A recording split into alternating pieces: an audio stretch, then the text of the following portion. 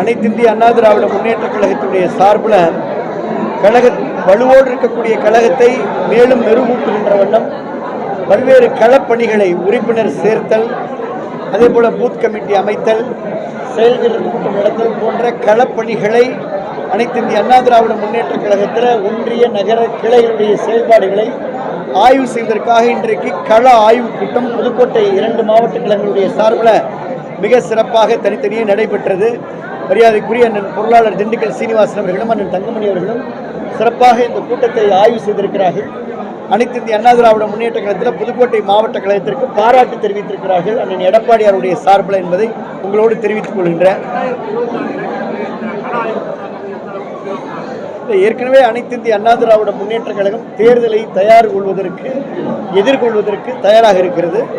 இந்த கள ஆய்வும் இன்னும் இந்த இயக்கத்தை இன்னும் வேகத்தோடு இருக்கிற வேகத்தை இன்னும் இந்த வேகத்தை அதிகப்படுத்துகின்ற இன்னும் முனைப்போடு களப்பணி ஆற்றுவதற்கு இந்த கூட்டம் நிச்சயமா எங்களுக்கு ஒரு உற்சாகமாக இருக்கின்றதை நாங்கள் உணர்றோம்.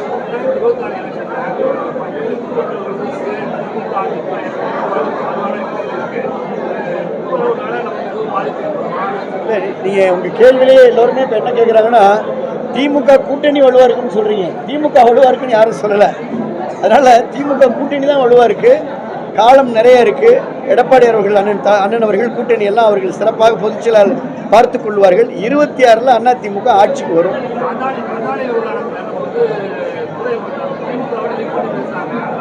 இல்லை, அந்த கருத்தை நான் பார்க்கல. உங்களுடைய கேள்வியை திமுக கூட்டணி பலமாக இருக்குன்னு எல்லாரும் கேட்குறாங்க. அப்படின்னா திமுக கூட்டணி தான் பலமாக இருக்குன்றத உங்கள் கேள்வியிலேருந்து நான் கருத்து சொல்கிறேன். பருவமழை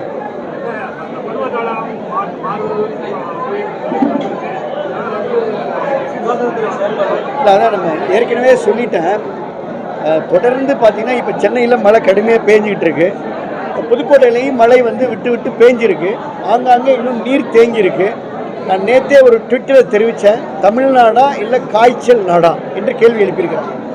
தமிழ்நாடா இல்லை காய்ச்சல் நாடா என்று கேள்வி எழுப்பியிருக்கிறேன். எல்லோருக்குமே பிறந்த பச்சிலம் குழந்தையிலிருந்து வயதான முதியோர் வரை, பெண்கள் வரை, கர்ப்பிணி பெண்கள் வரை எல்லாத்துக்குமே கடுமையான காய்ச்சல் வருகிறது. புதிய ஒரு வைரஸ் தொற்று ஏற்படுகிறது. அந்த காய்ச்சல், கடுமையான இருமல், சளி, அது இல்லாமல் டைரியா, வாமிட் எல்லாமே இருக்குது. பொதுவாக பருவ காலத்தில் காய்ச்சல் வந்தால் 2 நாள் 3 நாள் அதிகபட்சம் ஒரு 7 நாளில் போகும். ஒரு ஆன்டிபயோட்டிக்கே ரெஸ்பாண்ட் பண்ணாத காய்ச்சல்னு மருத்துவர் என்கிட்ட சொல்கிறாங்க. சார், ரொட்டீனாக இப்போ வர்ற காய்ச்சல் ஆன்டிபயோட்டிக்கு ரெஸ்பாண்ட் பண்ணல சார். சில வைரஸ் தொற்று ஆன்டிபயோட்டிக் போகிறப்போ அந்த செட்டில் ஆகும். அதனால் மருந்து மாத்திரைகளுக்கே கட்டுப்படாத ஒரு புதிய கிருமியினுடைய காய்ச்சலாக இந்த காய்ச்சல் தமிழ்நாடு முழுக்க பரவலாக இருக்குது. இதுதான் நான் சொல்கிறேன். அதனால் இதை குறித்து இந்த அரசாங்கம் எந்த அக்கறையும் எடுத்துக்கல. அரசாங்கம் மக்களுக்கு தெரிவிக்கணும், இது மாதிரியான ஒரு காய்ச்சல் இருக்குது, இப்போ ஒரு வாரத்தில் சரியாகாது, 10 நாள்லேருந்து 15 நாள் ஆகணும், ஆன்டிபயோட்டிக்கை அதிக நாள் எடுக்கணும் அப்படின்னு இதை ஆய்வு செஞ்சு கொடுக்க வேண்டிய சுகாதாரத்துறை அதை கொடுக்கல, செய்யலை. மக்கள் மிகுந்த வேதனையோடு இருக்கிறாங்கன்றதை நான் பதிவு வைக்கிறேன். அரசு மருத்துவமனையிலையும் கூட்டம் அதிகமாக இருக்குது, தனியார் மருத்துவமனையிலையும் அதிக கூட்டம் இருக்குது, படுக்கைகள் நிரம்பிட்டு இருக்கு. ஆனால் அரசு மருத்துவமனையில் மருத்துவர் இல்லை, போதிய மருந்துகள் இல்லை, போதிய விழிப்புணர்வு இல்லை. டெங்கு இருக்குது. நாங்கள்லாம் இருக்கிறப்ப டெங்குலாம் குறும்படம் போடுவோம். ஒரு காய்ச்சல் தொற்று பருவமழை வருதுன்னா பருவமழையில் நீர் தேங்க செய்யும். தேங்கிய நீரில் கிருமி பரவும்.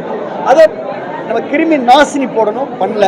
டெங்கு பணியாளர் இல்லை, மருத்துவ பணியாளர் இல்லை, மருத்துவர் இல்லை, செவிலியர் இல்லை. போராட்டம் நடக்குது, மக்கள் பாதிக்கிறாங்க. இதுதான் கருத்து. எல்லாரும் அங்கே போயிட்டாங்க.